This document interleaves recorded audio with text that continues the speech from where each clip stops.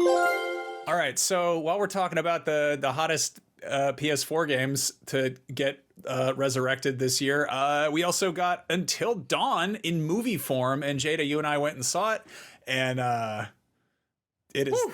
yeah, It's a movie, y'all. yeah, It is a movie that you can go see in theaters. is a feature film. And it uses the name of a PlayStation game.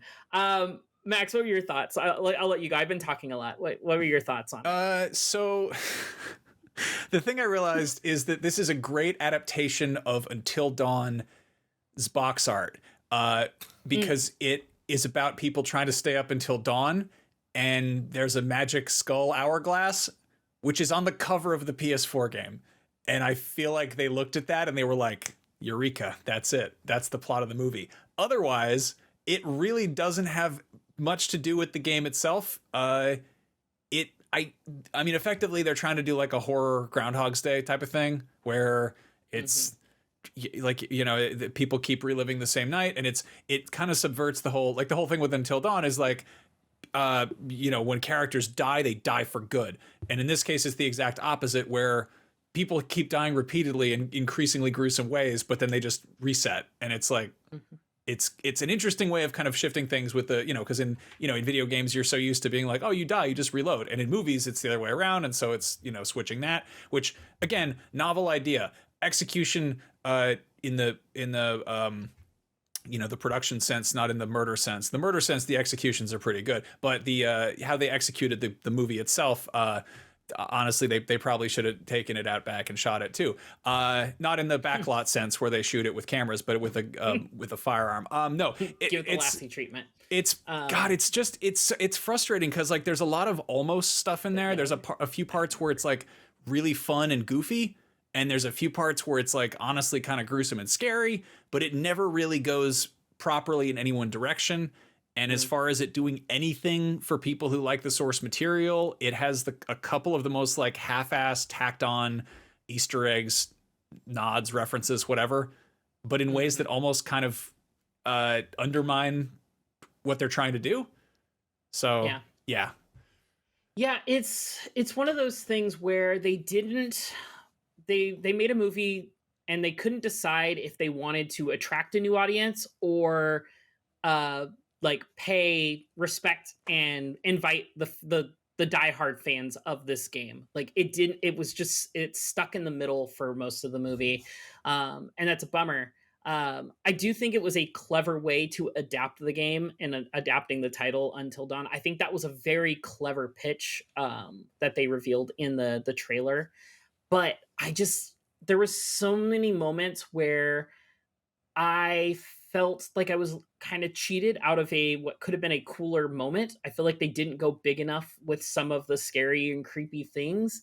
And there's a decent like plot kind of weaving beneath, but like it's nothing that I would personally have like recommended right off the bat to like that you need to see this in theaters. Like I'll probably give it another rewatch when it comes to streaming just to see some things I may have missed while watching it at the theater, but it was definitely just very middle of the road, which is a bummer coming off like it was. I think it was harder for me because I just came off of watching Sinners the weekend before, and it's like that is not the movie to follow up after watching Sinners in theaters. You mean a good movie based on original ideas isn't as good as a bad adaptation of a PS4 game? No kidding. It's good. Crazy. Heavens. It's crazy, man.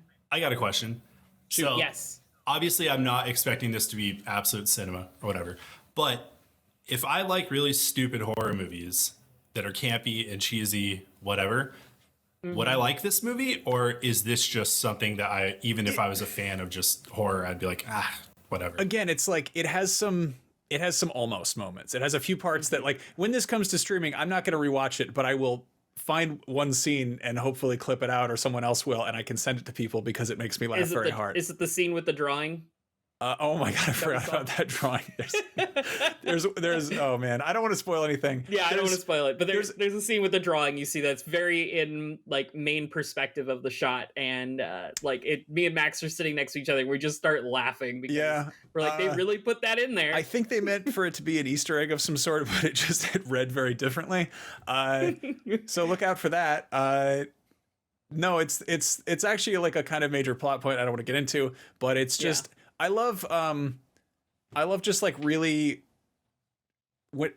just comically sudden violence, like in horror movies, where it's just something that like it's a jump scare. It's not scary. It's just like jump gore, or it's just like something that like I think like, you know, Scanners or whatever, or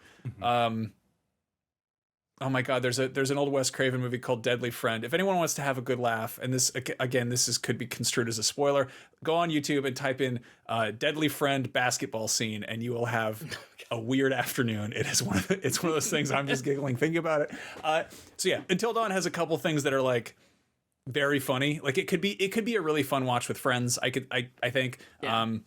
You know, we saw it in like a press screening basically, which is not, you know, not entirely like I was friends with a bunch of people in the theater, but it wasn't like we were there for, as you know, for fun. Like it was I could see it being like a fun midnight showing or slumber party movie or whatever, but like yeah.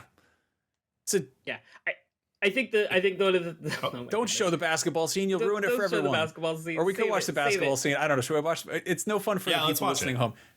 Oh, the audio listeners. No, you need the audio too. It's too exciting. Everyone's homework is to go watch the basketball scene from Deadly Friend. It's a good time. It's that movie is also just completely unhinged. It's like if Wes Craven tried to make Short Circuit and misunderstood the assignment, it's a treat. So if you're gonna watch Until Dawn, maybe go watch Wes Craven's Deadly Friend instead if you want a bad campy movie. Yeah. I think the thing that made it worse for me was just how dumb they made all of the characters in the movie. Like, I get it. It's a common trope in horror movies, how like all the characters do dumb things, but these characters realistically just felt dumber than most. I don't know. Would you call them protagonists in a horror movie when people are all dying? I don't know if they're still technically protagonists. They're definitely, that's actually a good question. They are protagonists, but they're like, you're not necessarily rooting for them. You're kind of like, they're just victims.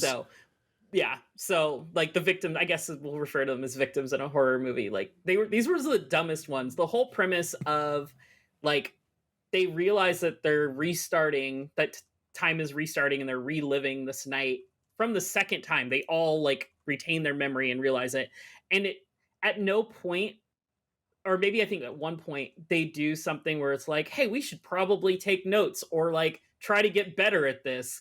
It's just they just do different things every time but don't strategize. And I don't know, maybe it's just the gamer brain in me, but it was just, they felt like the dumbest Groundhog Day victims I've ever seen in a Groundhog Day like movie. Yeah, so and again, it's like the Happy Death Day. Is that? Yes. Yeah, I would say that for sure. Yeah. So what's a drag though is like there's a story going on right now about how the writers of the original Until Dawn, like they're not giving any kind of acknowledgement whatsoever, and they're kind of like, yeah, I mean they don't have to, but it would have been nice, and it's kind of like a big, you know, screw you. And they go into this. There's a Hollywood Reporter piece up about it right now, and they talk about how like there were multiple scripts pitched for this movie. Like there were a pile of scripts floating around for it, and they were involved with one of them. Like they pitched Sony on their version of the movie, which I don't know what they were looking for. They framed it as like, not to keep harping on Wes Craven, but he is a master of horror. But they compared it to be like Wes Craven's New Nightmare, which is like a very interesting meta horror movie that's like self-aware and does a bunch of kind of like very, very clever stuff with what your expectations are. And like that seems like what this could have been. And I mean, I guess it almost was. And it's just, I don't know what the end result is. Just kind of like it's a who is this for? But the I mean the guys who worked on it were like this is I guess for the amount of work that went into it, it's like it's not just some like throwaway phoned in thing. Like clearly Sony's been kicking it around behind the scenes for enough time that you'd think that they would have landed on something better. But I don't know. See also Craven the Hunter, I guess. Yeah, it's there's a lot of good ideas in this movie, but they just don't execute them properly. I think is the biggest takeaway that me and Max kind of have for this. I mean, yeah, if you want to watch minus some of the executions are sometimes on point. Yeah, I mean, if you're gonna watch Cabin in the Woods or watch Happy Death Day or watch Wes Craven's Deadly Friend, I never need a reason to recommend Cabin in the Woods. Just masterful. Yeah, it's a good movie. Campy horror. So yeah, I don't know. It's a drag. Like I on the one hand, you've got something like a Minecraft movie, which is blowing up, and because it was clearly made with some degree of love or attention to detail, people seem to like it. Again, it's kind of all over the place, but like it seems at the very least earnest. I still haven't seen it, but I also don't care about Minecraft, so it's like one of those I'm fascinated by it. But they apparently also let kind of Jared Hess, do his weird thing. Meanwhile, you've got Neil Druckmann, co-writing The Last of Us season 2. That's awesome. I don't know. Like we've seen there's more than enough potential for good video game adaptations. So like I kind of am just like, why did you, why waste it? Like why blow it on this? So who knows?